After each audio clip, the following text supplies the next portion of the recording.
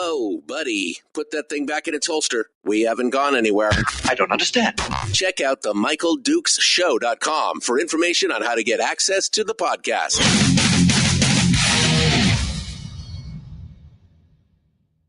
Welcome to the party, pal.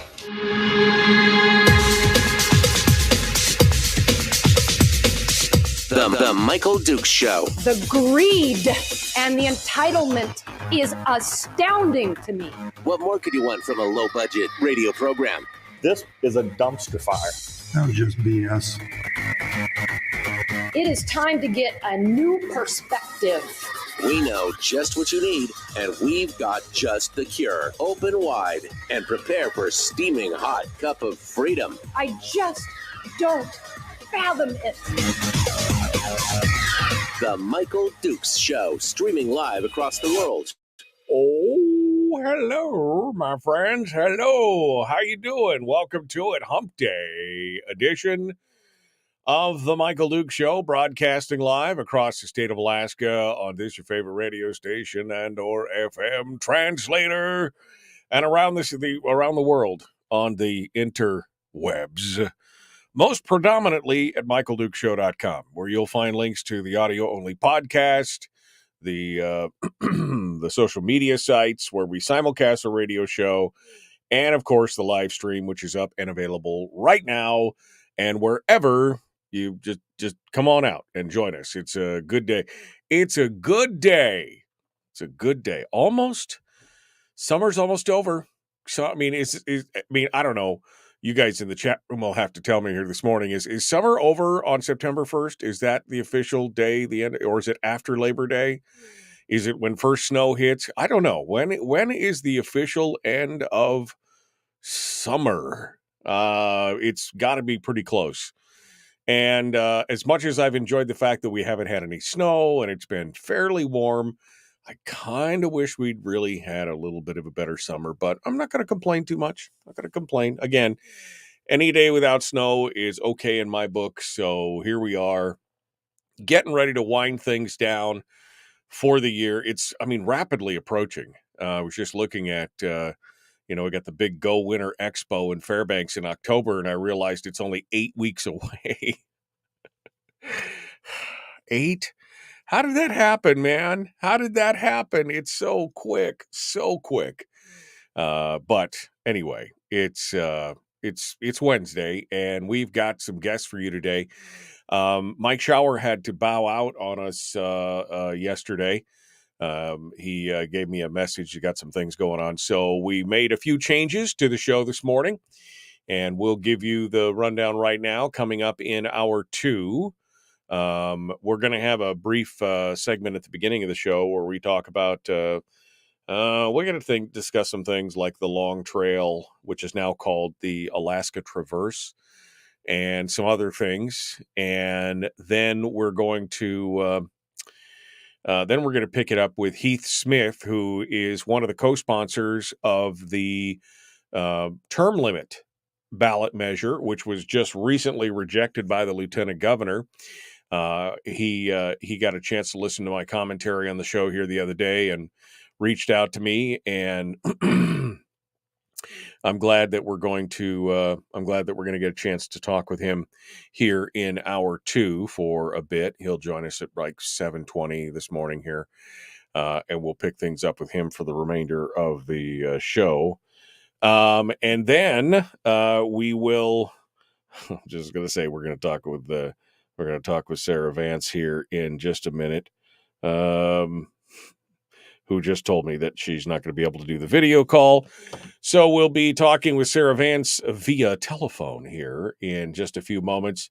Rep Vance will join us in the second segment of this hour, and we'll be talking about the upcoming legislative session and everything else that's going on. We'll just see what she has to say about a variety of things. I don't know exactly what our topic's going to be. I know we're probably going to talk a little bit about the governor's latest veto, which I don't know if, excuse me, if you've heard about, but the governor is the governor has vetoed this latest piece of legislation that was put out that was almost unanimously accepted, and people just seem shocked that the governor is somehow, I guess, shockingly moving and blocking pieces of legislation that the vast majority of legislators has approved. Like somehow that I don't know. It changes something.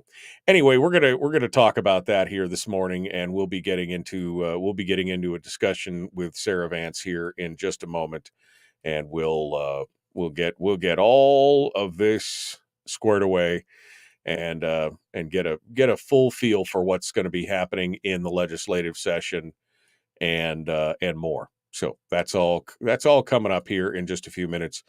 But first, we do have some headlines, some things I want to talk about.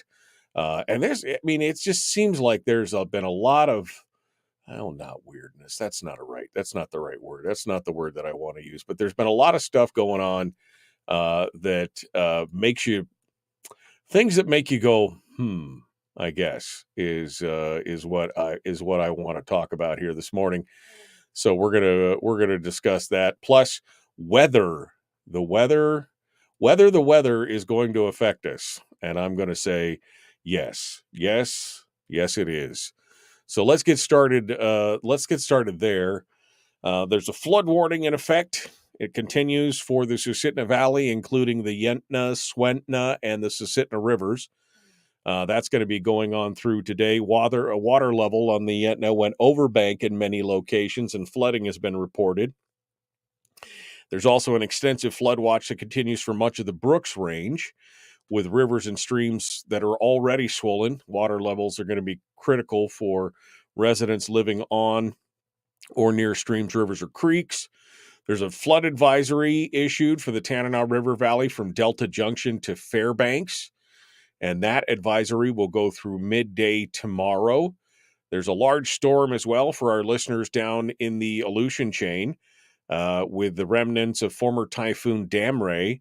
The winds will be high, 40 to 65 miles an hour along the coast through Wednesday and Thursday, and wave height reaching up to 20 feet along the central Aleutians to the southern Bering Sea, with 25 to 40-foot waves in coastal waters south of the eastern Aleutians and the Alaska Peninsula.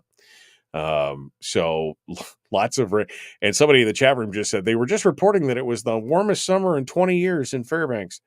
Yeah, right. I don't know. I wasn't in Fairbanks this summer, but I know it did get hot down there. But I know you also had some lots and lots of rain out there as well. So some weird weather things happening, but just, FYI, pay close attention to that. And especially on the flooding issue. Oof, just nothing scarier than water that you can't get away from. So that's a big deal as well. Some of us heard the big boom, felt the big boom the other day, yesterday, in Talkeetna. An explosion absolutely decimated a food truck in Talkeetna called Talkeetna Taco. It was about 4:30 in the morning when the truck exploded, and 4 nearby businesses and a home, it was literally parked right in the front of a home, were sustained pretty heavy damage. Walls were pushed in on the home. Furniture was actually moved inside the house.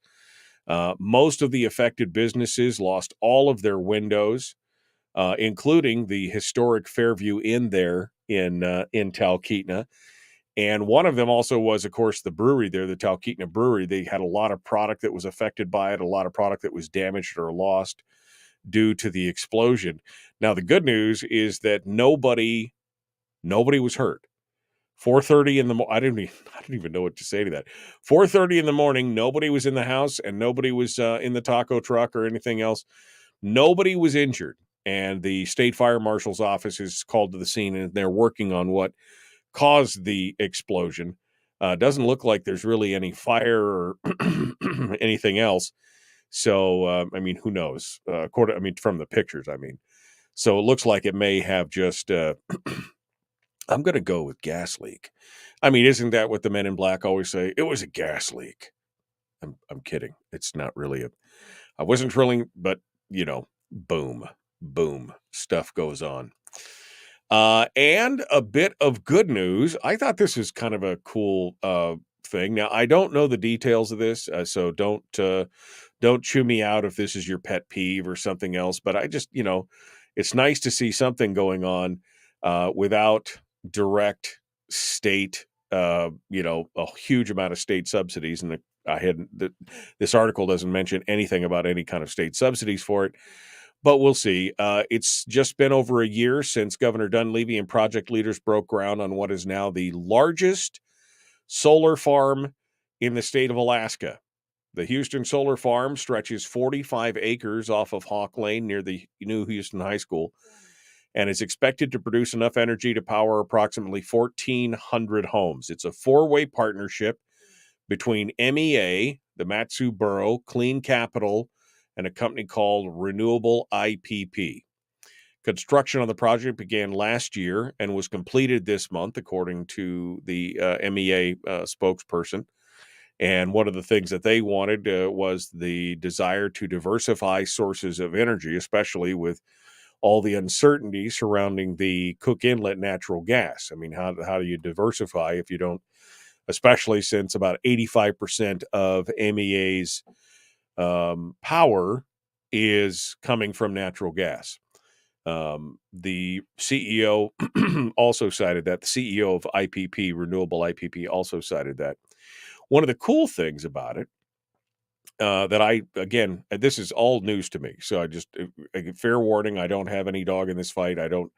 Not really hearing about it, is that the solar panels that were installed are called bifacial. Which means the backsides of the panels are able to capture energy from the sun. So it's a twofer. You get sun directly on the panels, and then you capture also on the back of the panels the sun's rays and reflection off the snow. So you're getting kind of a twofer thing, which I thought that's a smart. Somebody's a smart critter on that. I think that's a cool idea. Especially with the lack of sunlight and the fact that we've got all that reflective power coming back off the snow. That sounds like a pretty good deal. But anyway, like I said, I really don't know much about the project, but I just thought it was kind of a piece of good news. We got all this stuff going on and this uncertainty. And I'm really honest, I'm a little concerned about what's going to be happening with the natural gas, production in the Cook Inlet, and what does it mean? Because I'll be honest with you, I've lived in places like Fairbanks where there is not affordable energy, and I often told people that I met who asked me how I was doing after moving from Fairbanks down to the Matsu, and I mean one of the first things that I discovered was that my family, we did really well. It was like getting a pay raise because I saved, $5,000 in utilities in the first 8 or 9 months of just living down here. That was just the first year. It was a significant leap in being able to afford to live. And if we start losing access to that cheap, affordable energy, it's going to be a problem. So I am concerned about this whole Cook Inlet gas shortage and what's going to be going on in the future. So I guess I will call this a win. I will call this a win right now. So anyway, so those are the stories that caught my the stories that caught my attention, the headlines that caught my attention. And we can continue discussions on that here in just a little bit. Meanwhile, we're coming up here with Rep. Sarah Vance. She's going to be joining us in just a hot second. So, and then we'll have a time for open lines after that. And we get a chance to talk about all those things and see what you guys want to say. That's all directly ahead. The Michael Duke Show. Common sense, liberty-based, free-thinking radio. We return with Rep. Sarah Vance right after this.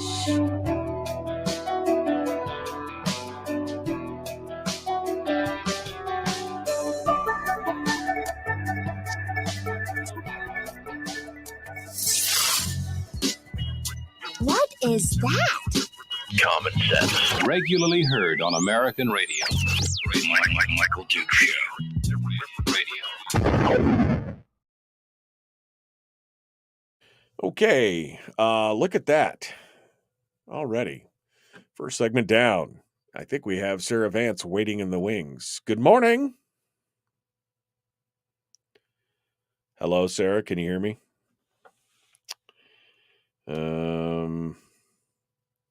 All right, Sarah, I'm going to call you back. For some reason, it's not picking you up. I have this problem occasionally, so I'm going to call you back here in just a second. Sarah, I'm going to call you back here in just a second. Hold on. So let me try this. Let me try this again. I don't know why.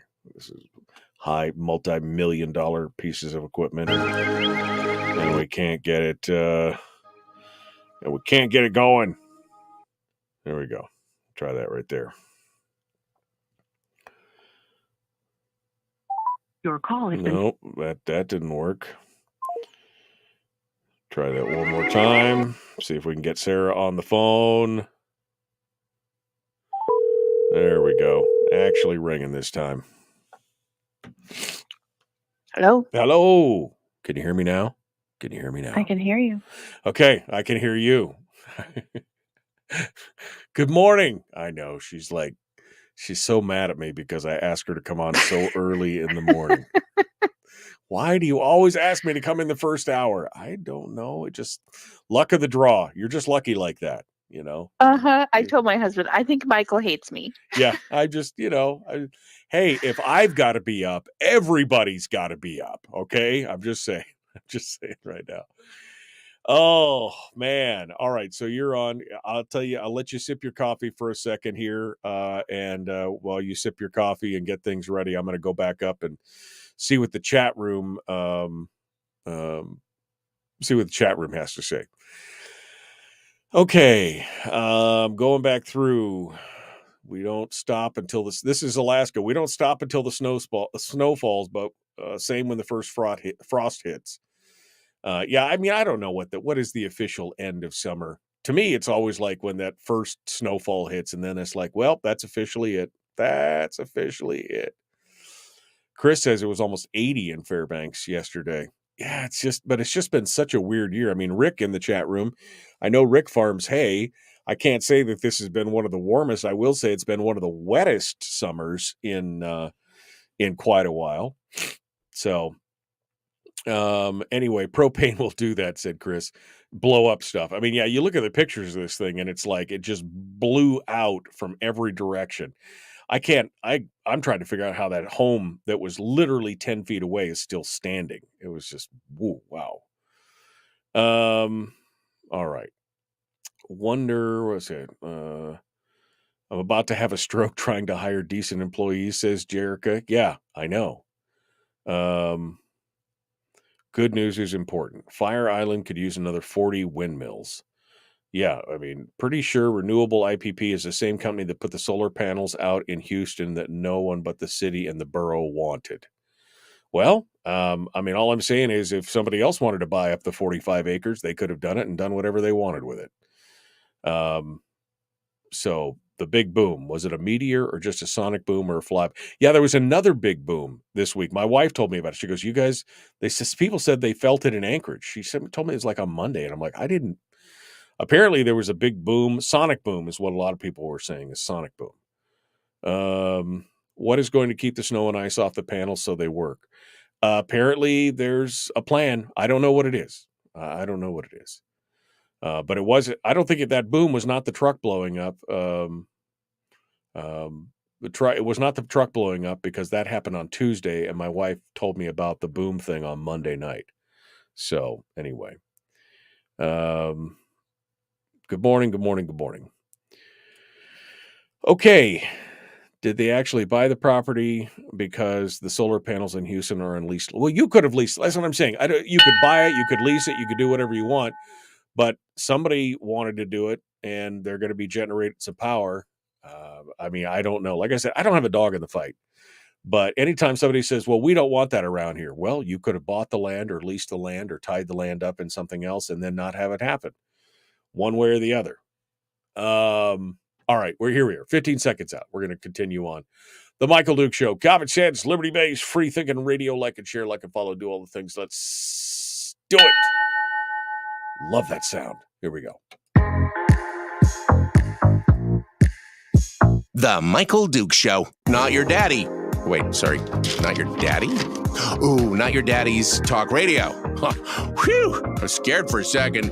Thought we were going down. Here's Michael Dukes and the show. That's right. I'm not your daddy. I mean, my daddy's in the chat room. So, I mean, I can't possibly be all your daddies. Hi, Dad. Welcome back to the Michael Duke Show. Common sense, liberty-based, free-thinking radio. It's hump day. Ready to go. Representative Sarah Vance is joining us this morning on the program to talk about wood ticks, lunatics, and politics. I mean, all the things you're not supposed to talk about, I guess. And she joins us this morning from an undisclosed secret location where she's desperately trying to drink coffee so that she can feel good and not hate me anymore for asking her to come so early on the show each and every morning. Good morning, Sarah. How are you doing? Good morning, Michael. I have no coffee in hand right now. Oh, what? So That's like, I'm- what the what? That's sacrilegious. Are you kidding me? I can't be held accountable for what I may or may not say today.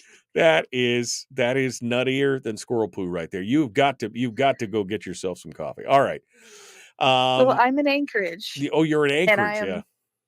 And I'm staying with a family member, and so I'm just like hunkered down in my room with no coffee. That's very, very sad. I'm sorry. I think we should all sing a dirge for you right now, because that is nothing worse than being in a quiet room and awake and having to think and not have some coffee on there. All right. Well, let's chat about. I didn't get a chance to talk really about it, but I wanted to. I wanted to kind of give you just free reign to talk about whatever you kind of wanted to talk about these days here for the upcoming session, things that have happened during the interim and everything else. But we did see this morning that the governor has recently vetoed this forever toxic chemical. I can't remember what exactly they're calling it. It was the bill that was aimed at trying to minimize some forever chemicals in the state.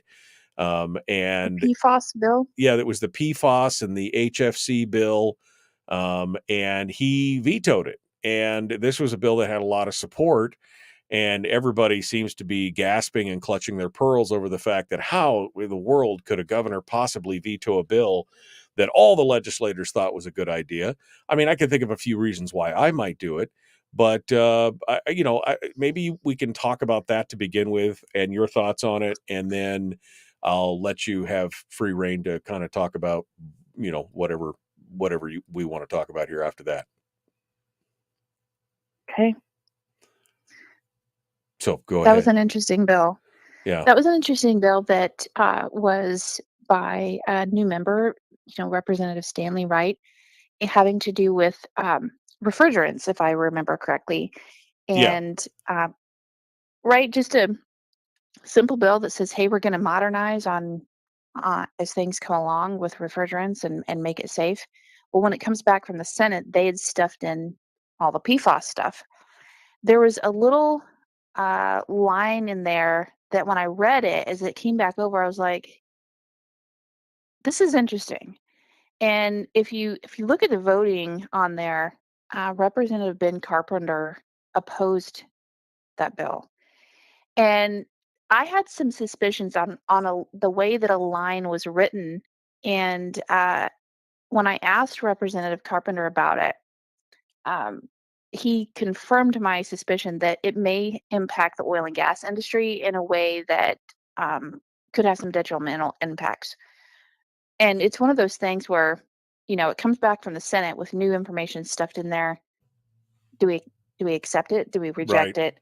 And the sponsor said, yes, I accept the changes.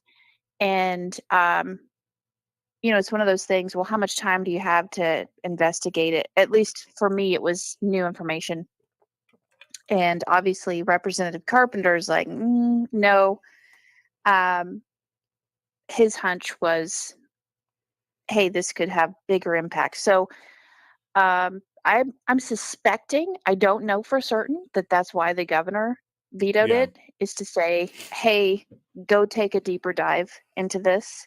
The Senate may be trying to pull a fast one. I don't know, Well, but that's my suspicion. yeah. So, and let me give people some backstory because I'm up to speed and you're up to speed on it. But I was really not following this bill as it came through. To me, it was kind of, well, especially the Stanley Wright component of the bill. It was pretty non-confrontational. Basically, Right. it would have allowed newly constructed buildings in Alaska to move away from hydrofluorocarbons, which are used in air conditioning and refrigerant and things like that, which those are, greenhouse gas, gas things. And so there are alternatives to it. Wright's bill really wouldn't have gone, it's not banning anything. It's not doing anything else. All it would have done would have allowed Alaska building codes to accommodate alternatives to hydrofluorocarbons, HFCs. So that's pretty, just mild. It didn't ban anything. All it said is the codes can now allow you to have different types of refrigerant than the industry standard, which again, not a confrontational bill at all. But in the final days of the session, Senator Jesse Keel inserted a separate provision, which Sarah was just mentioning about PFAS, which is polyfluoroalkyls, which are substances that are toxic when they enter the drinking water. They're used with firefighting foam, right? They're used inside firefighting foam to stop fires at airports and oil fields and everything else. And so this would have basically would have banned the use of firefighting foams, except in instances of federal I'm trying to remember the language, but basically unless we're provided by federal law or in the oil and gas fields or something like that where they could use it. It was prohibiting the use of PFAS containing firefighting substances in all cases except as required by federal law and in the oil and gas industry. So, okay, again, another good sounding bill, except for the fact that it would have eliminated all PFAS in rural communities and villages that already have all this stuff on hand. And there is no non-toxic firefighting alternatives available in the state. It's available in the world. There are other alternatives, but none of the communities are set up with it. And there's no source for it here in the state of Alaska. And this basically would have outlawed all that stuff, and they would have been scrambling to try and figure out how to get it out to different communities and things like that. So I guess I can understand what the governor is doing here. I got to be honest with you. I hate bills where it's, the bill is one thing.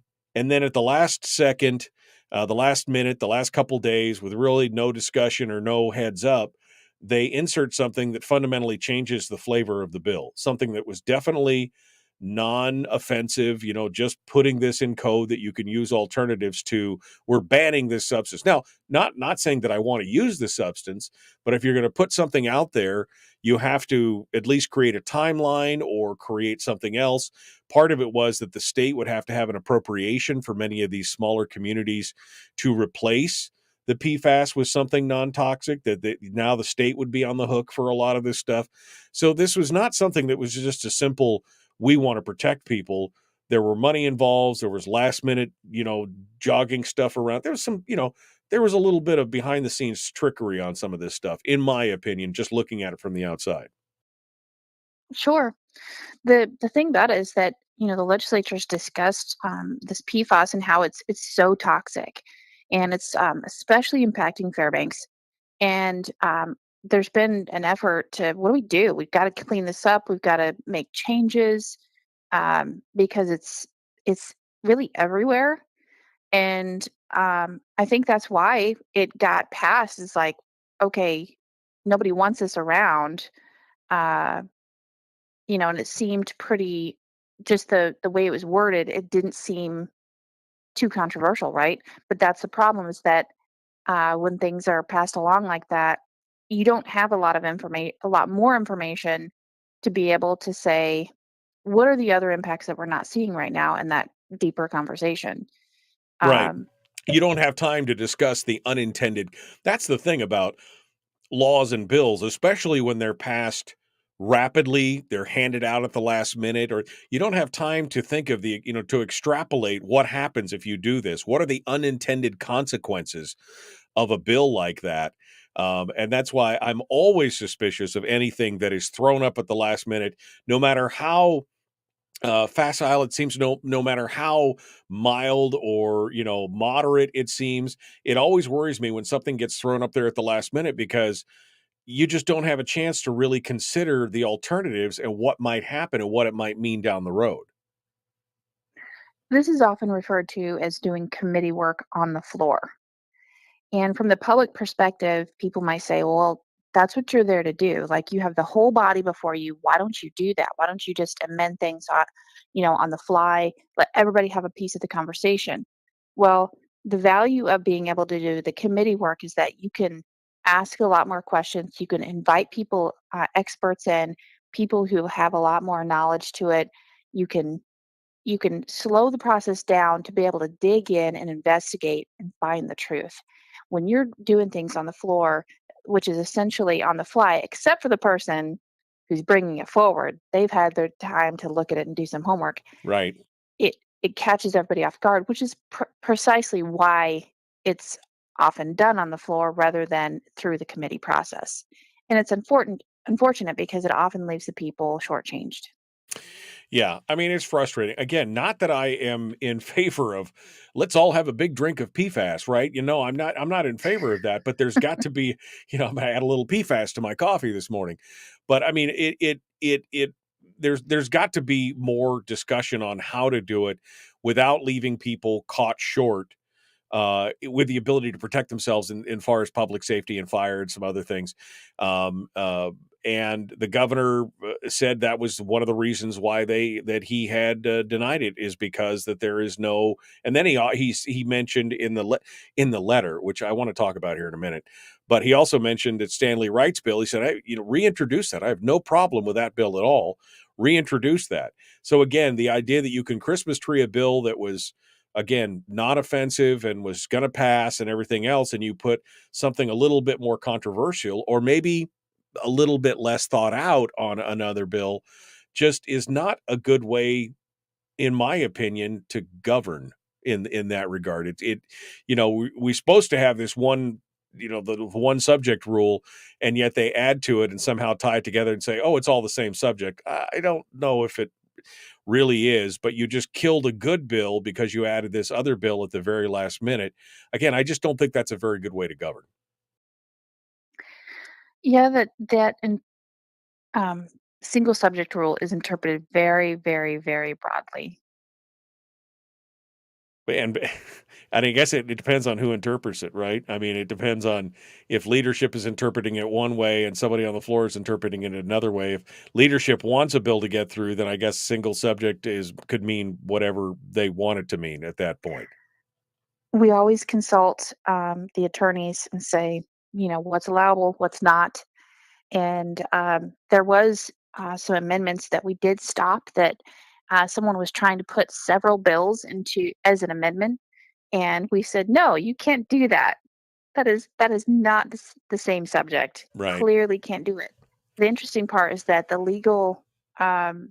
our legal legislative legal services uh, drafted the amendment for that member, and we're going, why in the world did they do that? Now, they may have issued a memo that said this violates the single subject rule, um, but there are times where we do say, hold on a minute, this is not allowable. So I want people to realize that we are thinking about that. We do try to honor that, but there are times that stuff gets through and you're going, because it is interpreted very, very broadly. And that's something that we deal with all the time, because people just want to get their stuff through any way possible. Yeah, absolutely. Representative Sarah Vance is our guest. We're coming up on the break, so we're going to take that real quick. And when we come back, we'll give Sarah a little bit of free reign, what she's been working on, what is she looking forward to here in the upcoming special session, and more. See if we can DoorDash her some coffee or something. We'll be right back. The Michael Duke Show, common sense, liberty based. Free Thinking Radio. Our guest is the very gracious Sarah Vance. We'll return with more right after this.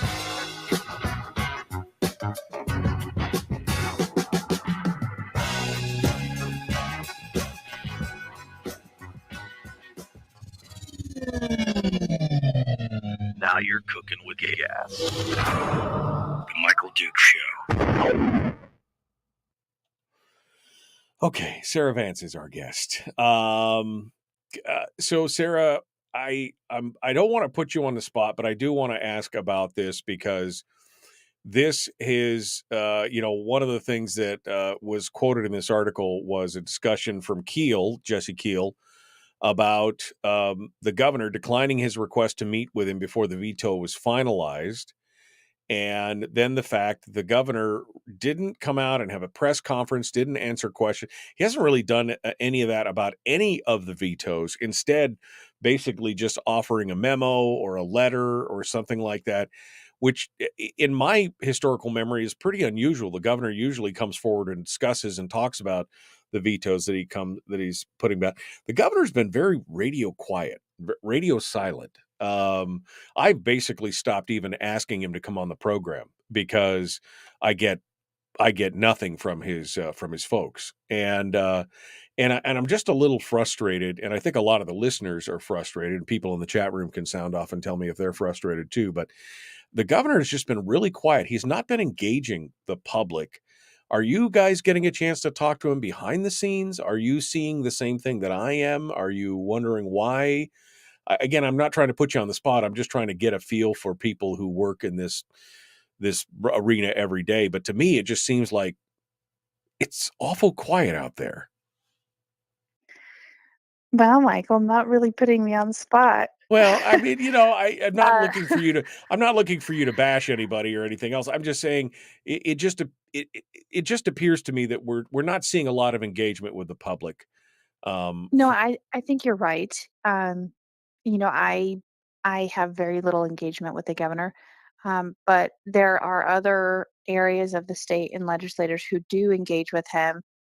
Yesterday, he was up doing part of the grand opening of a mine and was up there with interior legislators. Huge, it's more than 600 jobs. This will full-time regular jobs. This will create. This is part of our resource development. Very exciting. So he's being very active, but I think he's being active in some of the more far-reaching areas of the state. I did see him on the Kenai last week. He was at the Kenai Classic that he attends every year. You know, there was a lot of engagement there. I believe he goes fishing, takes, First Lady Rose. That's one of the opportunities that they can use just to have some downtime and connect and have a good time. Right. So I he is doing his job out in the public. It's just not as propped up on media platforms as maybe you and I would like to see. Right. But he is out engaging with people. But he's not the guy that is just going to be in love with the camera and the media. He's a regular guy that would prefers to not do that. So I think that's probably what we're seeing. If you were to ask for my analysis. Yeah, no, I mean, look, and I understand. I mean, maybe it's a little selfish of me because obviously as a creator, as a show host, I'm always looking for content, right? I'm always looking for guests who are interesting, who can bring in subjects and I always want to do it. And I guess what bothers me, and this is me, not Sarah. I'm not trying to put Sarah on the spot here, but when the governor had agreed and promised to come on the program every 6 to 8 weeks to talk about things, and that this is this is not unusual for a politician to agree to that, and then later on kind of fade off into the woodwork, right? I've had other governors and other elected officials do kind of the similar thing where it happens for a while and then they just ghost me for the rest of the time. So it's not like it's just I'm not just offended but I think that here you have a positive platform that would be supportive of your message. and you could come out and you could engage. You could, lay out your plans. You could have I'm a friendly host. I'm not a gotcha guy. I don't attack people. When they're on the program and throw them under the bus or give them that gotcha question. I just don't understand why you wouldn't avail yourself of that opportunity to engage with really what is the core of his voter base. I would assume that my Sure. listeners are probably the core of his voter base. Why wouldn't you engage at least there or do what you would? I mean, I was really excited when he first started doing like the Facebook lives where he skipped the regular media and said, because he was like, these guys are spinning everything that I'm saying. And he did that for a short period of time as well. But that was a great way to engage with the public. And Yeah. I'm just not seeing that anymore. Maybe it's just a matter of reaching out to his press secretary and saying, "Hey, the invitation's still open, just in case you forgot about me." Because you know how you get busy doing all the things. Yeah. Well, like I said, I've kind of stopped doing that because I was getting a whole lot of radio and I was having to go around 15 people to finally get somebody to nudge a tree to make it happen. But anyway, like I said, maybe that's just more of a personal pet peeve than anything else. But all right, Sarah, well, we're about to rejoin here. We're going to come at and we'll see what you want to talk about. How about that? Here we go. The Michael Duke Show. Common sense, liberty based, free thinking radio. Like and share. Here we go.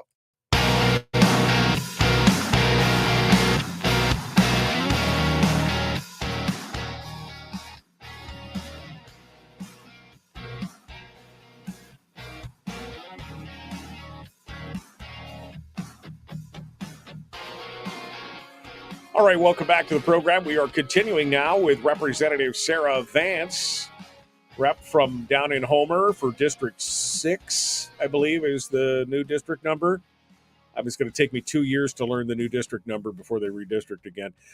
Anyway, Representative Vance is with us. We were just talking about some more of the governor's vetoes and what that means. And during the break, we were talking about the governor's visibility and exposure and things like that.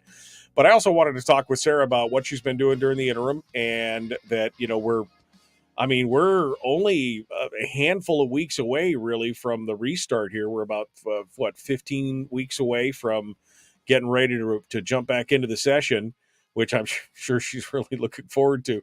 But let's just get a feel for what she's been doing and what she's working on in the interim and what she's looking forward to at the beginning of session. Sarah, lay it out for us here. What's going on? Good morning. That's kind of like saying, "Wow, you're only 15 weeks away from your next dentist appointment." I know. Well, when you start breaking it down, it's like yesterday. I realized we do this big Go Winter show in Fairbanks in October, and the whole time I'm thinking, oh, that's months away. It's fine. I got this. I got that. And then yesterday I came to the realization that it is 8 weeks away, and I'm like, 8 weeks. And as you get, I hate to tell you this, Sarah, but as you get older, and I know you're super young, but as you get older, those things click by faster than mile markers in a Maserati. You know what I mean? It's like all of a sudden that was 5 weeks ago. I mean, that was my birthday was 3 weeks ago. It was just yesterday. It's, kind of thing. So 8 weeks is not long, but 15 weeks is really, it'll be by in a flash and you'll be ready to hop back on an airplane and get isolated and go back down there to the bubble of Juneau. So I know you've been working on some stuff. You've been thinking about things. What are we looking forward to here in the upcoming session? What have you been working on in the meanwhile to try and get things set right for the next batch of work you're about to do? Well, there's so many things. I've been busier than I've ever been, and there's so many things that I'm gonna have to say, okay, what bills and legislation do I just need to let stay on simmer, and which ones do I really need to focus on to hopefully see passage? And as you know, that with the makeup of the Senate, it's a big challenge. So that's kind of where I'm at right now. Is what is it that I need to focus on that may even have a shot at passing, and just trying to get bills in the committees that I chair in order, because there's some really good stuff, a lot of heavy duty things, both in judiciary and in fisheries. Right. And what is it that we need to be dealing with? that hasn't yet. And that's my problem, is that I Well, want to help people. yeah, you're trying to triage things, right? Because even though the majority in the House is, you're part of the majority in the House, you're going to be facing some opposition from the majority in the Senate. So you may have, a half a dozen excellent bills, but because of the give and take and the push and pull, you may only get one or two. Now you've got to decide which bill helps the most people, right? I mean, that's part of the problem. Right. And, I mean, we have some really great legislation, but then the Senate's like, no, we don't want to do that. Uh, we have some great senators. I want to say that. However, it's pretty discouraging when right out of the gate they're like, no, we're not interested in repealing ranked choice voting. Excuse me? Well, I'm still going to move my bill because that's what the people of my district told me to do. So that's one of the things that I was working on during session this last year, and watching the movement of um, the current ballot initiative, but saying I still have my responsibility to the people who said we want you to get rid of ranked choice voting, and trying to make sure that I'm providing that due diligence, even though there's the People's Initiative out there. It's better to have as many irons in the fire going, to see what's possible, because um, the winds could change and we have more favor in the legislature. You just never know. So that's just one example of, do I really keep moving forward with that, put energy to that, or do I just let it simmer? Um, it's not everything's laid out and simple. So what are the things that, I mean, again, speaking of kind of triaging it, what are the things that you would love to, I mean, if Queen for a day, here are the 5 or 6 pieces of legislation that you think would make a difference in the lives of Alaskans, would make things better. What are the things that you're trying to decide to move forward? Are there bills that you can share with us, or ideas that you can share with us that you would like to see, maybe not in this session, but maybe in the next couple sessions, that if the power structure changes, so to speak, what would be the things that Sarah Vance would want to see come through her committees or go out on the floor? Well, the very first thing that I've been working on, it's been very close to my heart, is the the crime against human trafficking bill. It's actually the governor's bill, and it is currently in House Finance. And it took longer to get out of judiciary, out of my committee, than I had planned. I tell you, a lot of back and forth with the legal division and drafting, and really what we felt we wanted to include into that robust bill. um, that one I really want to see moved because it strengthens the crimes against traffickers. It provides justice for victims of trafficking, and then adds an element of education to teach your kids about gaslighting, safe online practices, things like that. So that one still has a lot of process to go through, but I tell you what, that one is impacting Alaskans more than we realize. And I've been working this summer to really get the word out on how that's impacting us, how to spot trafficking.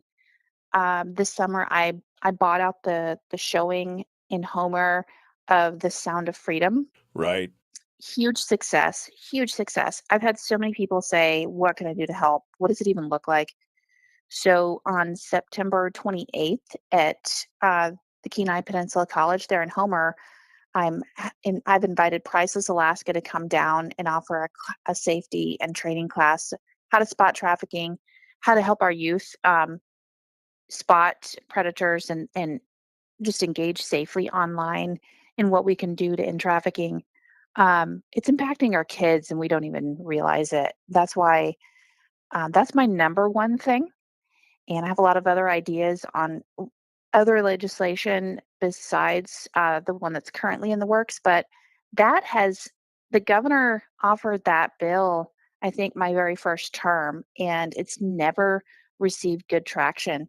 And after 5 years, I'd really like to see some movement on that kind of justice type of thing that shouldn't be partisan. Right. I mean, to me, that should not be a partisan issue. If you'd like to protect children and other vulnerables from human trafficking, as long as again we're not looking at government overreach in other things, I would not see that to be again a very non-offensive type bill. Why wouldn't we want to engage with it? I've heard some positive things. Senator Jesse Keel must be the senator of the day. He is on the governor's council for sex and human trafficking, and he wants that bill to pass. You know, he believes that it has potential of passing. Just the finer details, that's always up for debate. But I'm hopeful. There are a lot of other incredible bills in my committees that I'm really hoping to see passage. One was introduced by Representative Mike Cronk that is a fisheries rehabilitation bill. Uh, we moved it out of House Fisheries. It was previously introduced by Representative Dave Tallarico, my first term. And what it does is allows um, people to seek a permit from Fish and Game that can do rehabilitation directly in the river of a specific species of salmon, for instance, so that we can help the natural restocking of our streams because the fishery is suffering everywhere. But there are projects that people could do in certain areas of the river to help kind of jumpstart the stock again. And this has been requested for quite some time. It's finally getting support. I've been hearing people on the peninsula talk about it favorably in the fishery where previously it was opposed. There was a lot of uncertainty. That one is going to be exciting and just kind of put things back into the hands of the people. So it's a bright spot. I have a good feeling about that one being passed next year. Good, good. Um, we have things like judicial reform. I would love to see passed. Representative Rauscher and Senator Schauer have the judicial reform bills that, again, brings more accountability. That one has a lot of work to do. Do I think it's going to pass this next session? Probably not. But he asked me, what would I like to see? Yeah, Right? no, exactly. That's what it was all about. All right, well, we're coming up at the break. I don't want to hold you on over here. The best news about this, Sarah Vance, thank you so much for coming on board and sharing a bit with us. We appreciate you being part of it. Look forward to talking to you again soon. Enjoy what's left of summer here. Thank you for being with us. Hold the line for just a second. Folks, we're out of time. The Michael Duke Show, Common Sense Radio. I mean, that just the time goes so fast there at the end. But yeah, is there anything else I wanted to get to a question of asking you, what are your words of exhortation for people who are, I'm talking to more and more people who are like just so frustrated with kind of the whole process. They're kind of frustrated with everything, and whether it's caused by, I don't know, ranked choice voting or what, I mean, whatever the issue is, or just the partisan politics, the divide, the mainstream divisiveness. A lot of people are just kind of throwing their hands up and walking off in the pucker brush and be like, screw this, I'm not going to do this anymore.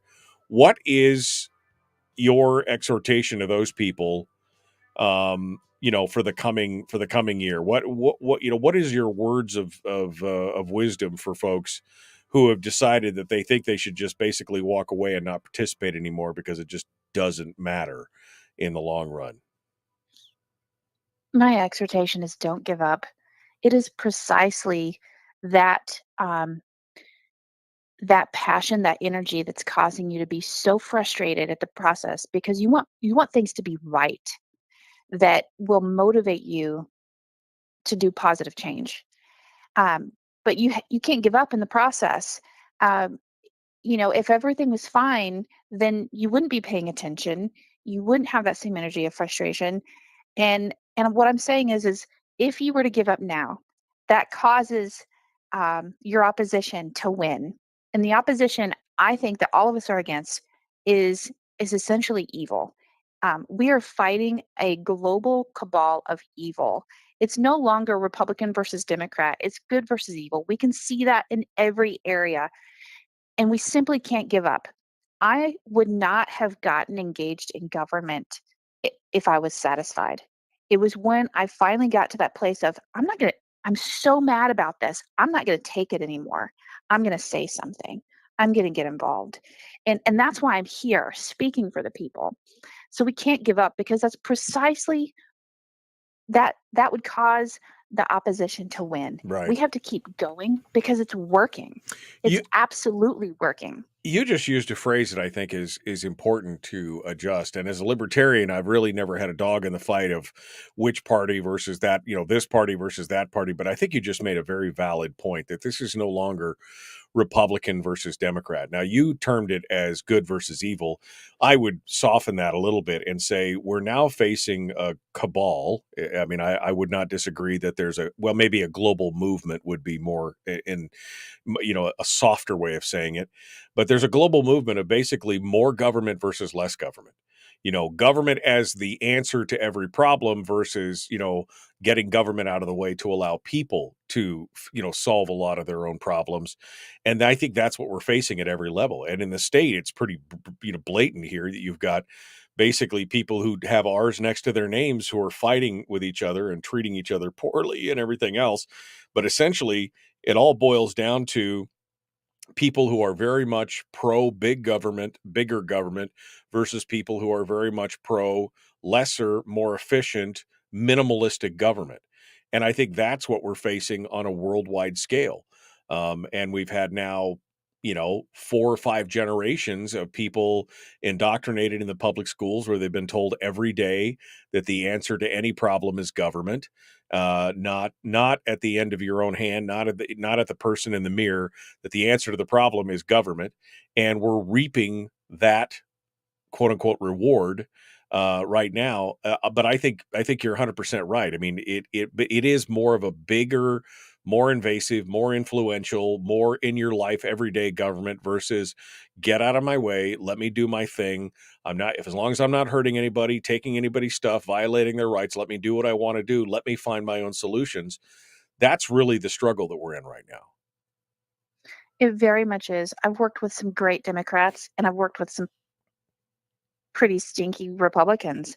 So it doesn't, the labels just don't matter anymore. Right. And really, it is about more or less government, but we like to say that there are people who are using government as the tool against us when government was designed to be good. It was designed to bring justice, to punish the wrongdoers, and reward the good. And it's not being used that way anymore. It's become political. When government was designed to be for us, by us, right? But when we do not use our personal individual responsibility to govern ourselves, then we can have tyrants come in who do that for us. Yeah. And when we start thinking about it differently, that we are the ones, it's just like I was thinking about it before coming on the show, is there's so much fear out there in the what if, and we feel like we're losing control. But it's just like Dorothy always had the red shoes on her feet all along. She held the power herself, but she just didn't know it. Just didn't know It's it. the same with us. Yeah. No, I'm with you. It's very frustrating. We have the power, but again, part of this is the indoctrination of the children, of new generations, this whole ideology of somehow government is the answer to everything. And I mean, there's so many different pieces and parts in this, but I guess you're right. Don't grow weary in well-doing. That's the exhortation. Don't give up, even when it's hard, even when it's painful. The best news about not having any coffee, Sarah, is now that you can drift back off for a little nap before you have to get up. So there you go. I appreciate you. I appreciate you coming on board, and I'm sorry for breaking your morning. I mean, yeah, I feel bad even texting you anymore just to make sure, because I know it's always going to be the 6 o'clock hour. It seems like next time I'll get you on at 7. Huh? Okay, I have legislative budget and audit committee meeting today in Anchorage, so pay attention. Pay attention. Well, let me know. Let me know what it looks like in the end. If you get anything new, let me know. Sarah Vance, Okay. our guest, thank you so much for coming on board. It's always good to talk to you. Thank you for being part of it today. Thanks, Michael. All right, folks, we got more coming up. Hour 2 dead ahead. The Michael Duke Show. Common sense, liberty-based, free-thinking radio. Let's do it.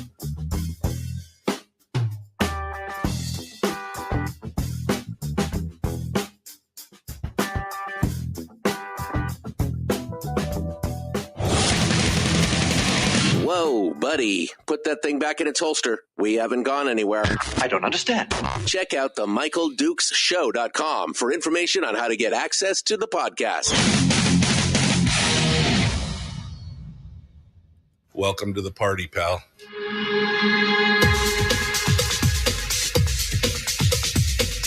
The Michael Dukes Show. The greed and the entitlement is astounding to me. What more could you want from a low-budget radio program? This is a dumpster fire. That was just BS. It's time to get a new perspective. We know just what you need, and we've got just the cure. Open wide and prepare for a steaming hot cup of freedom. I just don't fathom it. The Michael Dukes Show, streaming live across the world. Live around the world on the internet at michaeldukeshow.com and across the state of Alaska on this, your favorite radio station and or FM translator. Good morning and welcome to the program. It is it's Wednesday, hump day, middle of the week. We just finished up with Representative Sarah Vance, and we are ready to rock and roll and continue on. Coming up in this hour, we've got Heath Smith is going to be joining us in the next segment. Heath is one of the co-sponsors of the term limits ballot measure that was just denied by the lieutenant governor. It was just disallowed for a variety of reasons, mostly because the lieutenant governor said that it would be unconstitutional to try and put that in there. I had some analysis and some commentary on this earlier in the week, and Heath reached out to me and said that while I was partially right, he wanted to get some more information on here, and then maybe we could talk about where we go from here with that. Because I, for one, would very much like to see some kind of term limits go into our legislative system. I mean, I think the players that are in there right now, that we have right now, the ones that are pulling the levers of power, the ones that are calling the shots, the leadership positions, most of those people have been in there for years and years and years. In fact, I think Gary Stevens has been in there cumulatively now almost 26 years or something. It's going to be it's a significant problem. And if we can't fix it through citizens initiative, how are we going to, how are we going to do it? It's going to be crazy.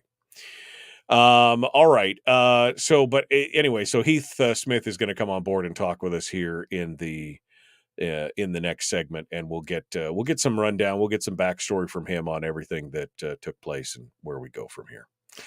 In the meanwhile, I've got some things that I want to talk about. I just somebody in the chat room just mentioned something, and this is a total sidebar. This is just something that came up over the top of the hour break. We were talking about government overreach and things like that. And somebody just mentioned that Jason's Donuts, which used to be in Fairbanks, was a store in Fairbanks, and they made the decision to move down to the South Central area. They moved in and they opened up a store in Eagle River. Somebody just mentioned that government regulation caused him to close his shop. And I was like, what? I was there like last week talking to them about advertising and some other stuff. And I didn't think, and sure enough, there's a post up on their Facebook page right now saying that they're temporarily closed due to municipal requirements from the city of Anchorage. They're working diligently to comply and to continue to serve you the best donuts in town. I just don't know what, Gotta love the government dipping their fingers where we don't want them, says somebody in the comment section. I don't know exactly which uh, which regulation they're violating for the city of Anchorage, but we'll see what happens. They basically are saying they have to meet a few requirements and then have the state come and inspect the shop, and they'll be reopening. So they're going to be reopening, but again, just another one of those instances of government throwing the throw, throwing the small business under the bus to make everything work. It was shocking to me. Anyway, I wanted to just throw that out there and say something about that.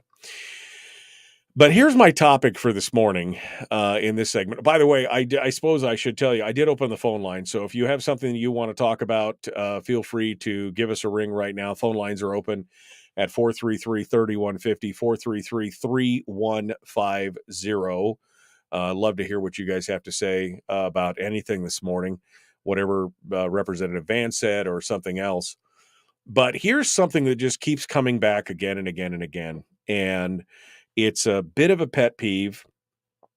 But I want to talk about it because I see what's happening. And this goes back to our discussion. We were just talking with Sarah Vance over the top of the hour about the philosophy, the clash of philosophies. I mean, we're being divided in this country, but in so many ways, the perpetrated and continued and perpetuated by the news media and by politicians, whether it's the left versus right dichotomy, Republicans versus Democrats. And I personally think that it all breaks down to it really doesn't matter what label you put on yourself. I mean, we have, in fact, Sarah said during the top of the hour, she goes, I've worked with some really good, nice Democrats, and I've worked with some really stinky Republicans, right?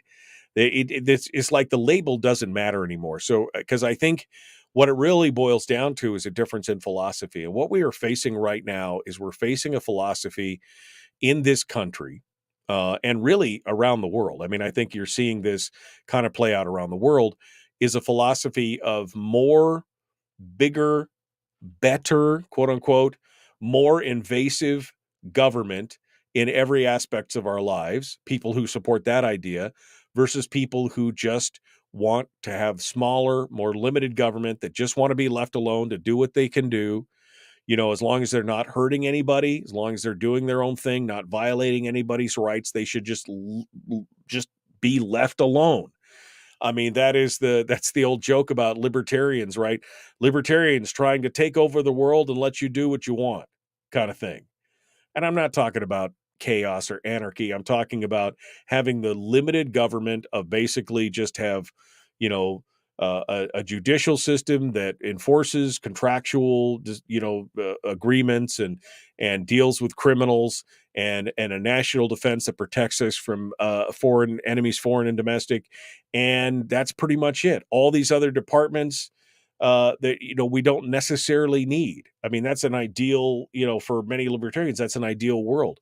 But instead, what we're facing is a philosophy of government is the answer to every solution. That if we want something or if we support something, then somehow we should get government to pay for it, which means you and me, by the way. We should get government. We should use the force of government to pay for it. And case in point on this is this long trail, the Alaska Long Trail, which we've talked about here in the past on the program. This is a idea that they want to create a 500-mile walking trail that would go from down on the Seward Peninsula and go all the way up to Fairbanks. And that somehow this Alaska Long Trail idea would become the new Appalachian Trail, right? That it would be the new thing where tourists would flock to this, and somehow it would be a bolster to the economy and all these other things, which I'm not opposed to a long trail. Don't get me wrong. What I'm opposed to is using government funds to fund something that I think would be utilized by a very small number of people. They'll always tout the economic benefits of this or that or the other thing. But we're talking about something it's millions of dollars. The last budget cycle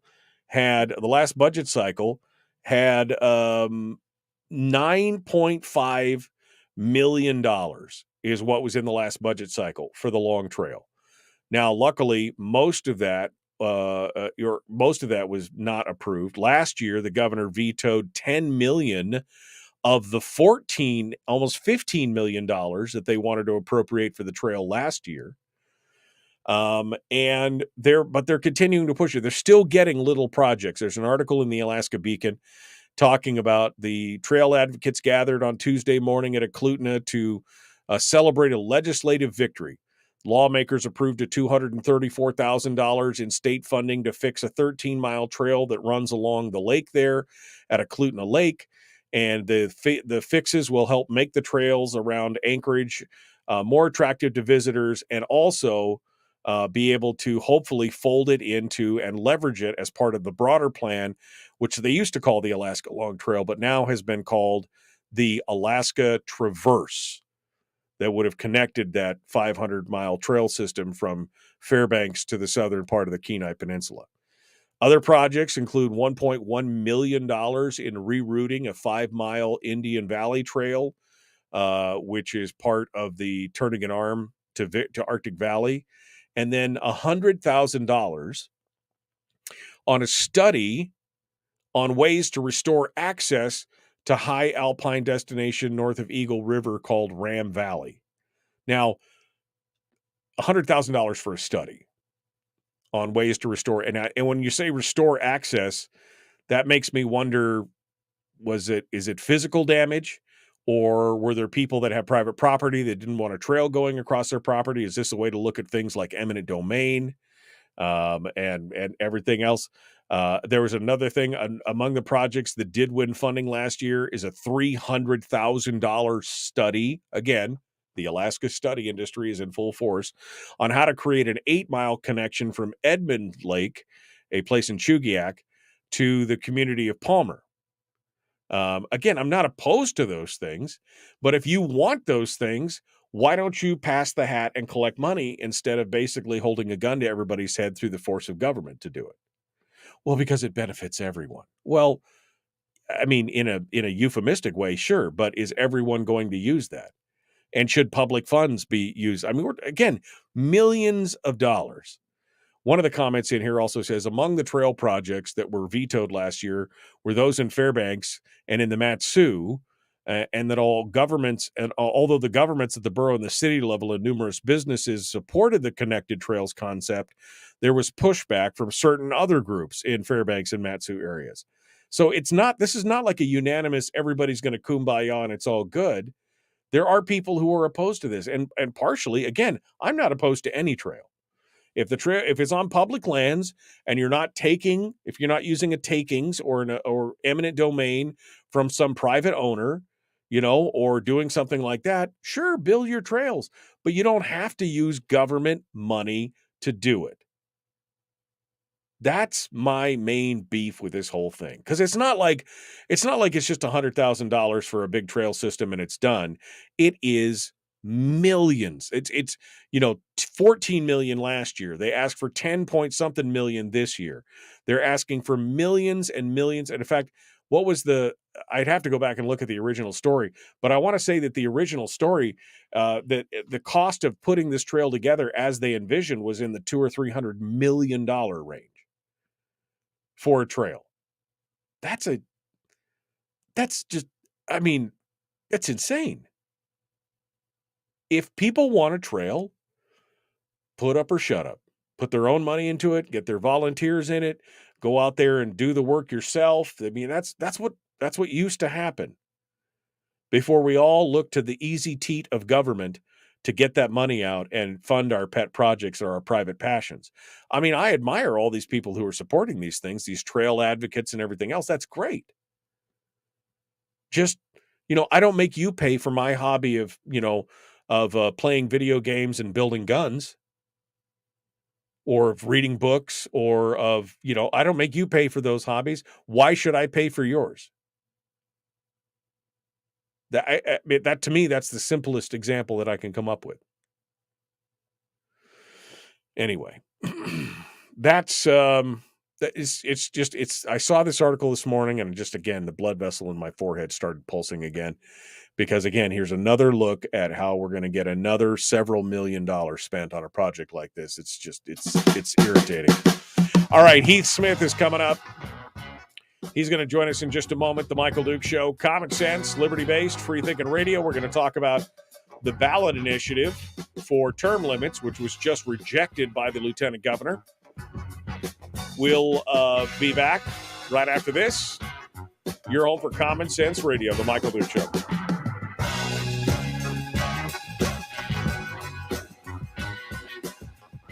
If you missed the show, you can listen to it on your time with Dukes On Demand. Oh, and it's free. Like America used to be. Streaming live every weekday morning on Facebook Live and MichaelDukesShow.com. Oh, okay, we're in the break right now. My Heath Smith, I believe, is on the phone. Let me see if I can hear him this time. If I can. Heath, are you with me? Yes, Michael. How you doing this morning? Good, my friend. Good. Thanks for calling in this morning and joining us. We're just sorry I had to finish my rant there.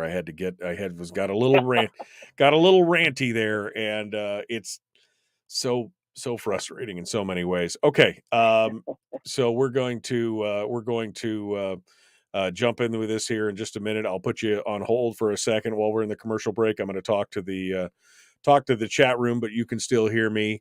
So we're going to jump into this with Heath Smith here in just a hot second. Okay. So yes. Please consider having Vivek Ramasay on the show. He's doing all kinds of shows and Zoom calls. I mean, I wouldn't say no. I interviewed Bill Weld for the Libertarian presidential race back in 2016, I think.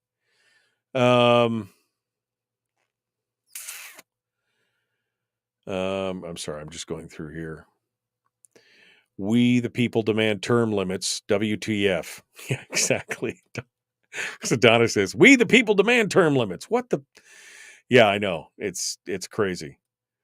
Looking at Anchorage, it seemed they would have more pressing issues than a donut shop. You would think so. You would think that they would have some other things that they'd rather deal with. I mean, you saw the fact that the homeless people were slinging actual feces at the front of the KTUU offices the other day because apparently the porta potties weren't being emptied. They were full of stuff and they were frustrated and blah, blah. I mean, they've got some serious issues with the whole, they got that serious issues with the homeless thing. I don't think, I don't think that forget about Jason's Donuts. Let's worry about the poo that's on the front steps. Harold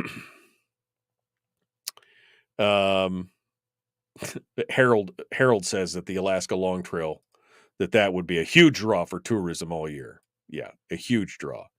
In the hundreds. I'm sure hundreds of people would want to come up, and huge draw.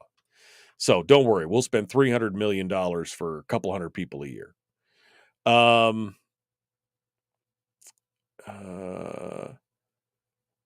Okay.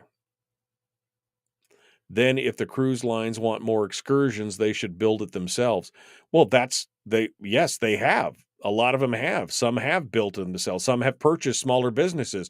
And yet there's also dozens of smaller businesses that work with the cruise ships to put, those excursion packages together. I mean, I see that as a win-win. That is a win-win. I'm scrolling through the thing here. We need to build a railroad to the lower 48 to help with the transportation of goods. Ramaswamy, I don't know. It's Vivek. Vivek R.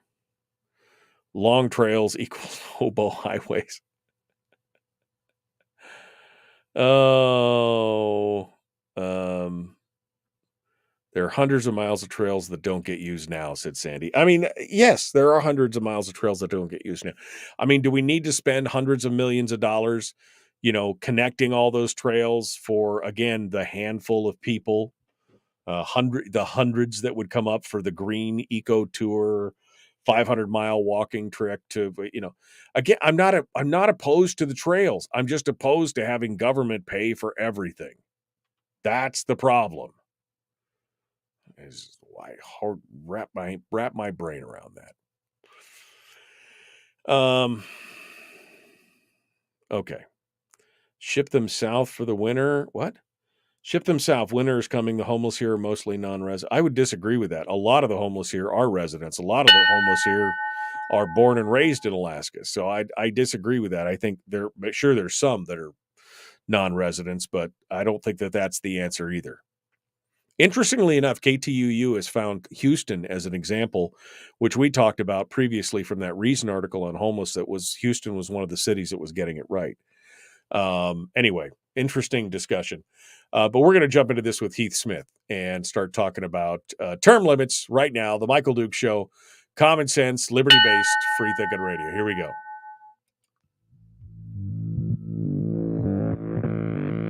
Public enema number one. Oh, wait, sorry. Public enemy number one, which makes more sense. On the other hand, he's a little bit of a pain in the Michael Duke Show. Pain in the what? All right. Let's get back to it here. We're about to jump into it with Heath Smith, who is one of the sponsors of the term limit ballot measure, and I want to get the rundown here of what's happening here or what's going on. So we talked, got him invited on the program, and now we're going to jump into it with him here and discuss right now. Look at that! It's simple. It's easy. Heath Smith joins us this morning to talk about that ballot proposition and more. Good morning, Heath. How are you? I'm doing great, Michael. Thanks for having me on. Well, I appreciate you coming on. This is, again, when we've talked to Elijah, we've talked to, I think we've talked to you before about it as well, but this has been something that's a little bit near and dear to my heart here on, on how we fix part of the problem here in the state of Alaska, and term limits is the answer, I think, and for some of this, not all of it, but obviously for some of it. But it's frustrating. It was announced this week that it was denied by the lieutenant governor because of the constitutional components of this. I had some commentary on it, and you had some thoughts on my commentary. So I guess we'll just start here from the very beginning and give me the rundown. What exactly did the lieutenant governor say to you guys? Let's talk about it point by point, and let's get started. Well, I mean, obviously, this was born out of what Elijah and I found on the campaign trail, that a lot of people had a great interest in seeing term limits. And so Elijah and I hooked up, and Trevor came on board, and we wanted to find a way to act. And, we were seeking office so that we could act on the benefit of the people. And so even though we weren't elected, we were still willing to try and do that through this initiative. And, we had a number of discussions with the division on what we needed to do and how to do it. And we thought that we had that clearly lined out. Now, have we learned some things along the way? Sure. But the reality of it is what they determined as far as the signatures, it had to have a certain thing on each page, not just on the packet, but on each page. So it disqualified some of those 100 signatures. So it didn't meet the mark there. So a technicality, I suppose. But I don't know how we had any misunderstanding in what they had told us. Secondly, the Attorney General saying that it didn't meet the mark as far as the amount of legalese in the verbiage. Right. That's beyond me, because we had a lawyer that helped craft that language. And so I'm unsure, without any kind of clarification from the Attorney General, where it falls short of that. And, I actually pressed for us to be more clear in the language so that it did not leave any vagueness or openness to the courts to interpretation, because this is what we found over time, is that the courts love to have the latitude to interpret. And I didn't want to leave that kind of latitude for them. And so we were very specific in spots, and maybe that was it. There wasn't enough legalese to create some open avenue for their interpretation. Not enough vagueness. I really have. There's not enough Right. vagueness in this bill, right? And so, I mean, without some kind of direction from the Attorney General or some other component of who makes that decision, you know, I don't know what more we could do there. So we're going to have to look at that and shore that up. But regardless of whether we met the conditions of those two things, you know, they're resting their decision really on what they said in the letter, that it's clearly unconstitutional. There's no doubt before them that it's unconstitutional because of the findings of the court, of the Alaska Supreme Court in that case. You know, and the first thing I did, I mean, we never considered that it would be unconstitutional. I mean, we would figure that it is an inherent right of the people to speak and express their will in relationship to those that they elect to power. Right. And so, no, we didn't do any homework on that because it didn't seem like there was anything to be found there. But guess what? The courts have, you know, it says all political powers inherent in the people in Article 1, Section 2, but unless the courts deem otherwise. Right. And so, you know, we've had our conversations, and there's been a lot of talk about the power of the courts and what they feel they can do. And you know, when I look at Article 1, Section 2, I think that sets the stage for the entirety of the rest of the Constitution. And so while in, you know, in Article 2, Section 2, under the qualifications, I look at that, and of course I'm no lawyer and I'm certainly no Supreme Court judge, but I mean, I see those as minimum qualifications. I don't see why the people could not add to that through statute, right, in order to, you know, to maintain their power and as far as the people's power. right. And so I don't, and you know, in those findings, they said that the qualifications that the people would have to amend the Constitution in the qualification section. And interestingly enough, that's not where the term limits fall for the governor. It's under the term and tenure. And so, so it's interesting that they would say it would have to be in the qualification section, because that's not where it is in that other part of the Constitution for the governor. Right. But when they say that we have to do a constitutional amendment, how powerful is that? I mean, how empowered are we to make that happen once every 10 years? And we can't do it on a single subject. It has to open the whole thing, which then, of course, as we've seen over time, creates all this fear mongering that, right. Well, we've we've just gone through that, right? I mean, we just went through this, right. You know, having a constitutional convention for the state, and we saw the hundreds of thousands of dollars that were poured in by outside interests saying, don't open up the Constitution. Yep. It's too scary. You can't have this. You can't have that. Because most people probably don't know, maybe the listeners of this show probably know, but most listeners don't know, is that while we do have a ballot measure system in the state of Alaska, you cannot change or offer a constitutional amendment by ballot measure. That has to come from the legislature, which, surprise, surprise, the legislature doesn't really seem interested in. They don't really seem interested in reducing their power to be able to reduce their time in office, and that's a real problem. Well, and there's no political will there, and it's only gotten worse in the sense that now, with the raises that the legislature has gotten, it's a clear career path. I mean, the amount of money that they make now, they don't have to do anything else if they don't want to. Sure, I mean, that can be their job. And so, and that's another impetus for me is that I'm like, look, I mean, if you're going to pay him that much, we need to make sure that we can maintain a citizens legislature. And that's only going to be through term limits because they can make a career path out of this.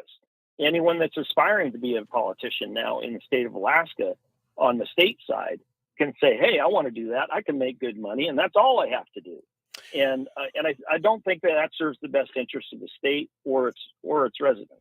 So the ballot measure would have basically set into state statute a term limit instead of the Constitution. Now, were you aware of the Supreme Court decision in 94 or these other groups that had attempted to impose term limits in the past?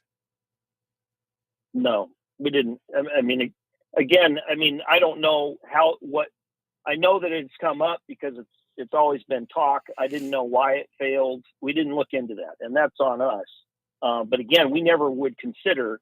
I mean, it wasn't a consideration of ours that it would be unconstitutional, Right? Because that is counter to everything that we, see as far as the empowerment of the people and for them to act in relationship to those that govern them. So that wasn't a consideration. Right. Well, and again, I guess my main question on this whole thing is, if we did have a constitutional, or excuse me, a statutory limit, if a statutory limit had been available, I mean, how confident are you that our legislature wouldn't just ignore it, Heath? I mean, we've had a statutory rule on the books put in by a citizen initiative since the mid 90s or the late 90s that there should be a 90-day session limit. And they've just completely and arbitrary, we have a statutory PFD law on the books that they're just ignoring. So, I mean, again, I support the idea of term limits, but if we have to put it in statute and they have the ability to just ignore it, I don't know how much teeth that has. Well, I guess my response to that would be that, they don't determine the qualifications, or, who is qualified to run for office. That's done by the Division of Elections. And so when somebody files to run for office, there's a qualification period that so if it's in statute, they have to follow the law. The legislature is not determining who is qualified and not qualified. So while that statute is in place, the division will make the qualification decision, and then the election happens. Now, obviously, after 2 years of something being passed by initiative and enacted into law, the legislature can amend it and they can repeal it. So, I mean, there's always that danger, and I call it a danger because they're acting contrary to the will of the people. But, at this point, what other recourse do we have other than, the Constitutional Convention is clearly not a viable path. It's just not going to happen, I don't think. And so, and getting the legislature on board to doing something, can it happen? Well, right now it seems like it's the only thing we can do is work through them.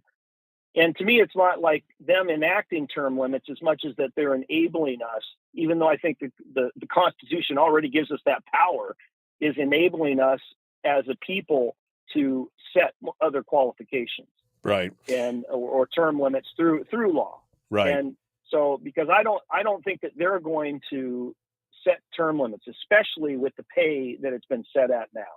So,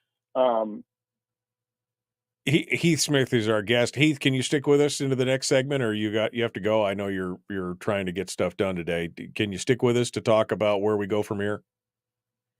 Sure. Okay. All right. Heath Smith is our guest.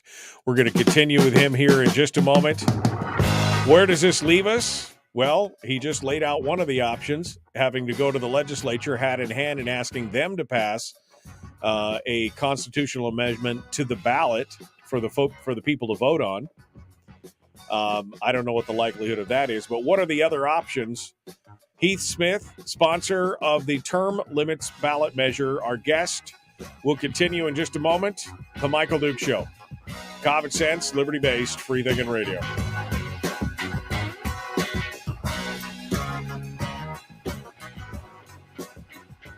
Streaming live every weekday morning on Facebook Live and MichaelDukesShow.com.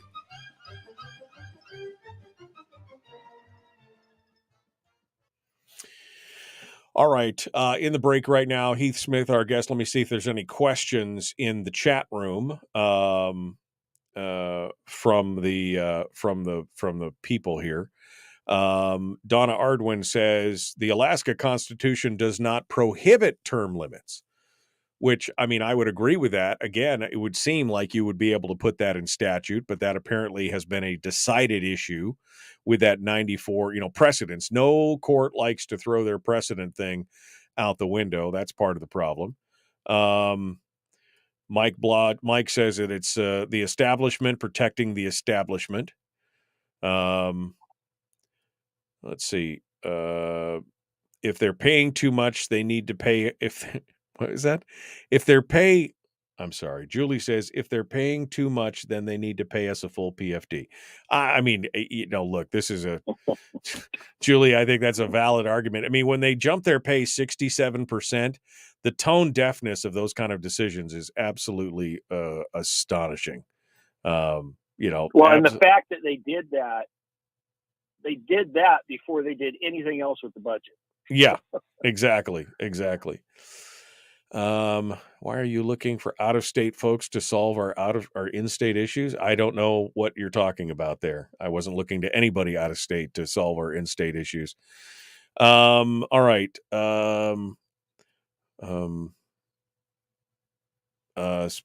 Sponsor. I missed the. Wow, I got the grammar Nazi police here as in thing. I missed a P. It's a sponsor, not a sponsor. There you go. Thanks for catching it.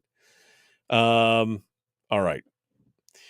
Let's so we're going to talk, you thought he was an out-of-state person. Well, it just shows how informed you are, Harold. Just shows how informed you are.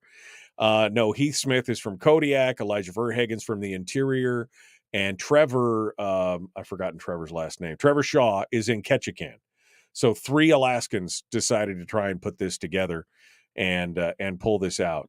So for folks who didn't know, there have been various groups that have attempted to impose term limits on state legislators and the members of Congress in the 90s, but that was ruled unconstitutional. In 94, the Alaska Supreme Court ruled that because the Alaska Constitution sets the qualifications for legislative office, and because the Constitution does not set term limits for legislators, the only way that term limits might be imposed would be a constitutional amendment. But again, it doesn't. It does not set term limits, but it does not restrict term limits either. It doesn't specifically or explicitly say you can't have term limits. I think, was that what you were hanging your hat on, Heath, on this whole deal? Well, yeah. I mean, they're interpreting it through the fact that it doesn't say it. But I think clearly, if you look at Title 29 for local government, you look at what we've done in relationship to the governor. I mean, term limits is not something that is unacceptable before the Alaskan people. And so while it's not, and like I said, I think the qualifications are the minimum that the Constitution sets forward, but it certainly doesn't disqualify the people from adding to that through statutory measures.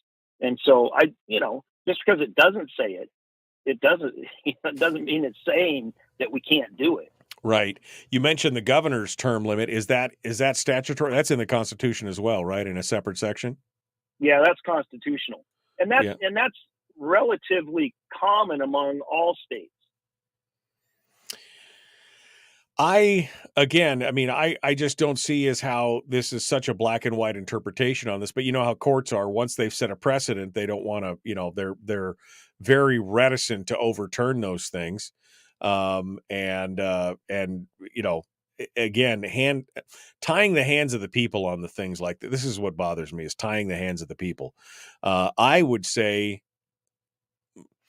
I mean, if I was king for a day and was writing things, I would say, why not allow the people to modify their constitution through ballot initiative? Because it's not like, because all it would do is put it on the ballot, right?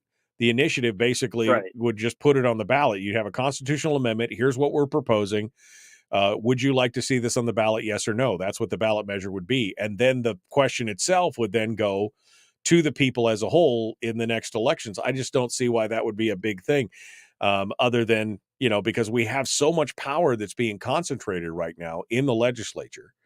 And it is, as you said, there's no political will. I mean, the lunatics in the asylum are never going to hand the keys back to Nurse Ratched, right? They're never going to do that. If they've got the keys to the kingdom, Why would they want to give up any of that power?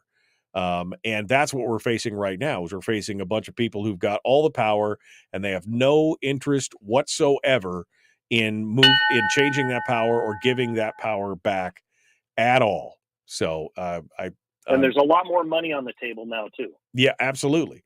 Well, and I think your point about having, that the citizen legislature is probably not long for this world is probably true. I mean, we've got members of the legislature that have been there. I mean, Scott Kawasaki joined the legislature at what, 24 years old, and he's been there for 20 years. It's been a career essentially. All right, we're going to jump back into it. Here we go. The Michael Duke Show.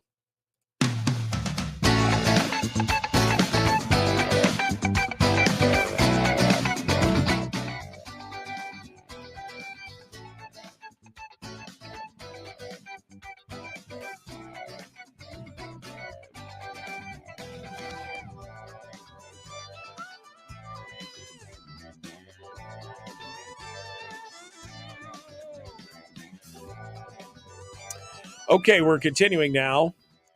We're talking with Heath Smith from, I said Kodiak. I'm sorry, Heath. It's from Homer. Heath Smith is from Homer. You talk 10 hours a week live on the radio, you're bound to make some mistakes. Absolutely. He is one of 3 co-sponsors of a ballot measure that would have instituted statutory term limits. Elijah Verhagen from up in the interior, Nenana, Trevor Shaw of Ketchikan, and Heath Smith from Homer were all sponsors. That ballot proposition was rejected by the lieutenant governor, citing the unconstitutional nature of it, basically saying that term limits could not be set in statute. They had to be set in the Constitution, which has kind of put us in a conundrum here because there's only 2 ways to modify the Constitution, as Heath was just saying. One was the every 10-year option to open up the entire Constitution to be modified through a constitutional convention. We saw how well that went here in this last election cycle, with tons of outside money being poured in trying to prevent it, and a lot of fear-mongering going on. The second way is to get the legislature to put a ballot, to put a constitutional amendment up on the ballot. They have to vote it. They have to put it through the process, and they would have to put it on the ballot for the people to sign. Again, no political will to do that. And since there is a Alaska Supreme Court decision back in 1994 that said that the only way that term limits would be imposed is through a constitutional amendment, that leaves you with very few options, Heath. So I guess my question is, and you're quoted in the article in the Alaska Beacon saying that you guys are considering whether to challenge the decision in court. So, I mean, is that really the only option left? What are the options left to us here to try and get term limits on the books here in the state of Alaska? Well, I think that, yes. I mean, we're talking with some lawyers just to put some eyes on possible avenues to challenge that decision. So, I mean, we'll see what comes of that. It's still early, and it's only been a little while. I think that there's going to have to be some in-depth, study in order to see what might be able to be plausible there. Because, for us, I mean, again, going back to Article 1, Section 2, I don't know how you discount that, right? But the other thing is that we get enough people involved to engage with our legislators to sponsor and support some sort of an amendment to the Constitution that would provide the people a pathway to, even by law through statute, do that. And I mean, if you look at an election in terms under the legislature in Article 2, I mean, they could have in there just a simple phrase, and they have it throughout the Constitution, or as set forth by law. And so there is an avenue that it could say it outright that would give us the ability through law to establish further qualifications or limits within, outside of the Constitution itself. And so, they don't have to say, okay, well, we're going to put term limits in the Constitution. And I think that would be an ironclad way to do it, and I would prefer it. But I see that as a much more difficult path. in order to get them on board to do that. But if they could bring forward an amendment before the people that would give the people the power through just saying or as set forth by law or something in that framework, then I think that could be a plausible way forward. But I would love for this to get reversed within the courts so that they're not deciding that somehow eviscerating Article 1 Section 2. Right. When it says is inherent in the people, that it originates with the people and it's founded upon their will only.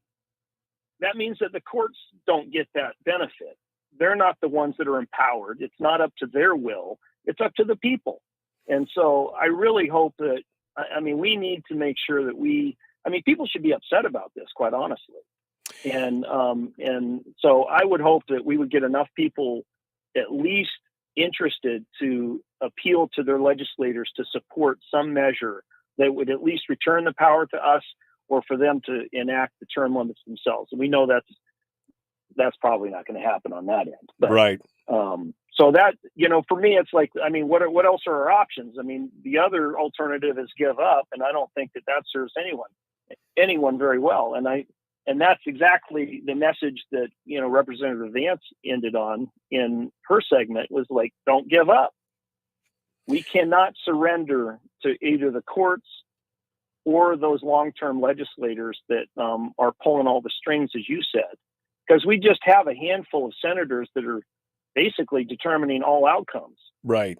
And Lyman Hoffman's been there for over 30 years. Bert Stedman is pushing 20. Stevens has been there at least 24. Click Bishop, those four right there have a tremendous amount of control over what comes out of our legislative sessions.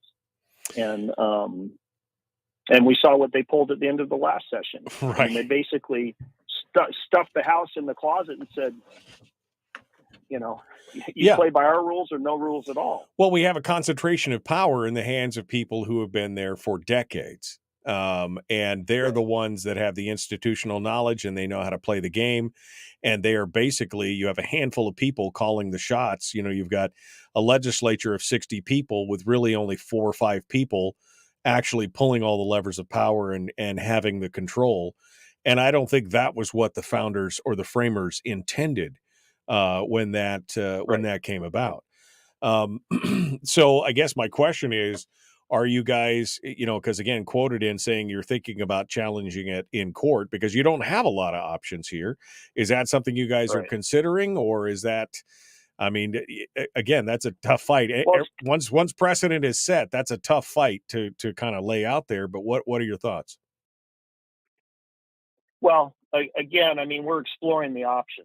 So, depending on how viable that is and then what the cost would be, it's all going to kind of set the table on what we may do going forward.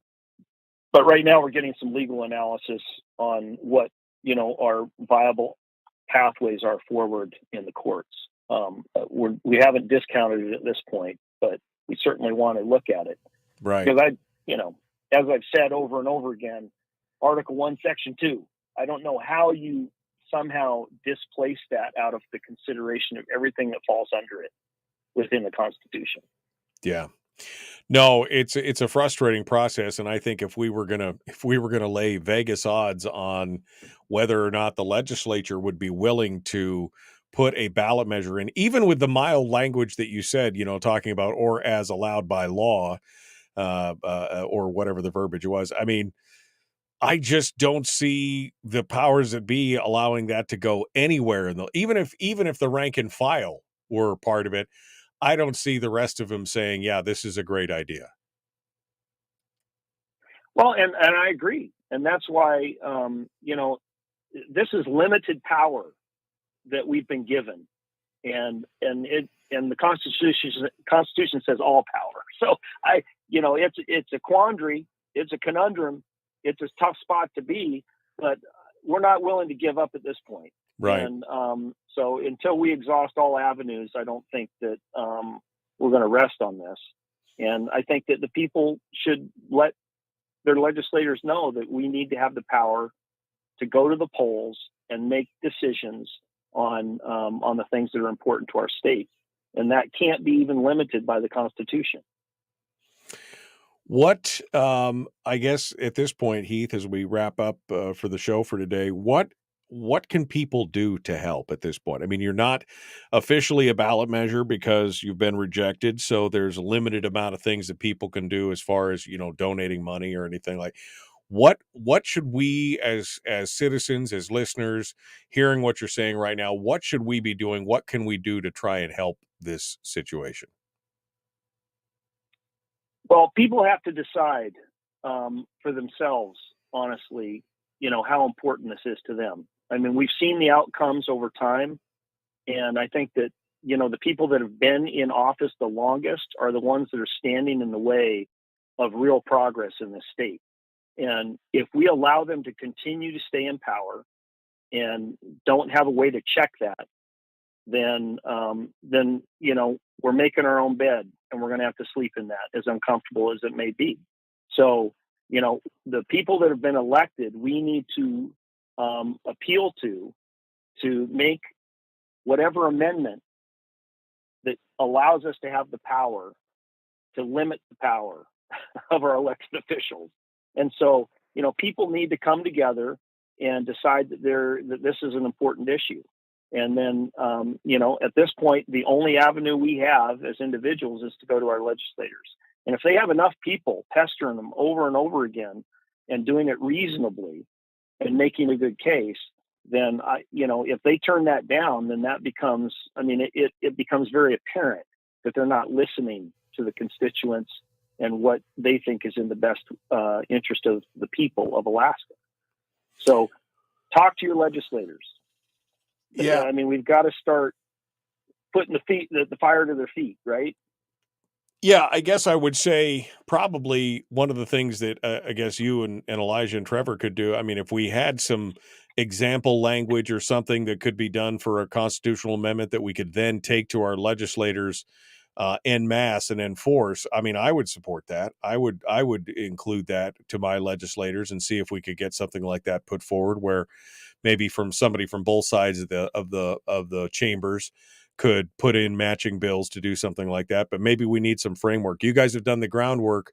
Maybe maybe a press release or an email or something that has all the information in it. I just don't know, because again, I think the chances of this actually going forward are pretty slim at this point. But I appreciate the work that you guys have been doing, and the show's always open to you. Once you guys decide what you're going to do, you're always welcome to come back on and discuss it with us. We'd love to hear what you have to say.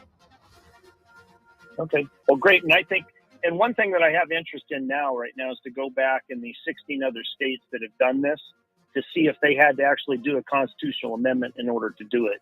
I don't know that, but I'm going to find out. And because that will be a point of interest. There you go. All right. Well, Heath, thank you so much. Keep us informed. We appreciate you being part of it. Folks, we're out of time for today. We will see you tomorrow. Be kind. Love one another. Heath Smith, our guest here on the program. Heath, thank you so much. Appreciate it, my friend. Talk to you again soon, okay? Absolutely. Thanks, Michael. Have a good day. You bet.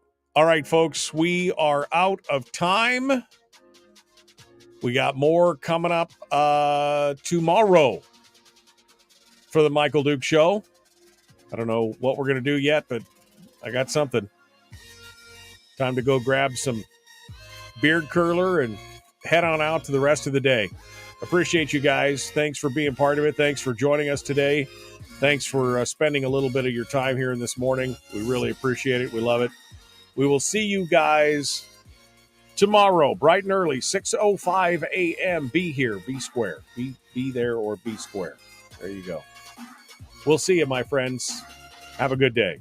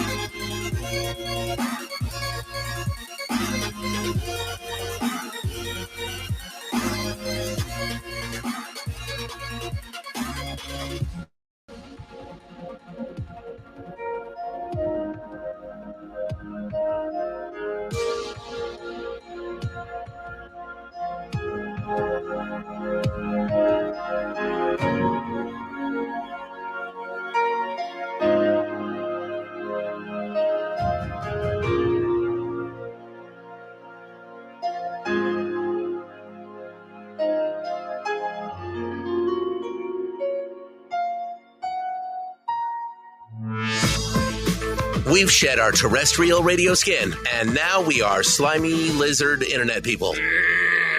It's the Michael Duke Show.